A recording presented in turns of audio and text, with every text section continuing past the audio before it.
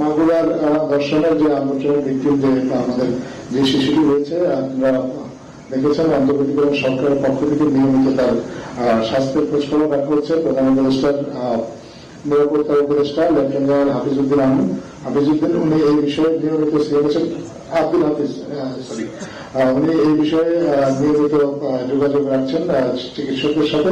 আজকে উনি চিকিৎসকের সাথে কথা বলেছেন। চিকিৎসকরা আমাকে জানিয়েছেন যে শিশুটির শারীরিক অবস্থা খুব সামান্য উন্নতি হয়েছে। ওর কলাম লেভেল 3 ছিল, আজকে সেটা 5 উন্নীত হয়েছে এবং সকালে শিশুটি প্রথমবার মতো হাসপাতালে ভর্তি হয়ে চোখের পাতা নেড়েছেন এবং তবে শ্বাসরোধের চেষ্টার কারণে তার মস্তিষ্কে অক্সিজেন সরবরাহ বিঘ্নিত হয়েছিল এবং মস্তিষ্কে পানি জমে গিয়েছিল, যেটা এখনো অপসারণ করা সম্ভব হয়নি। তার বুকের মধ্যে যে বাতাসটা জমেছিল সেটা দূর করা গেছে এবং চিকিৎসকরা আশাবাদী তার স্বাস্থ্য অবস্থা আর একটু উন্নতি হবে।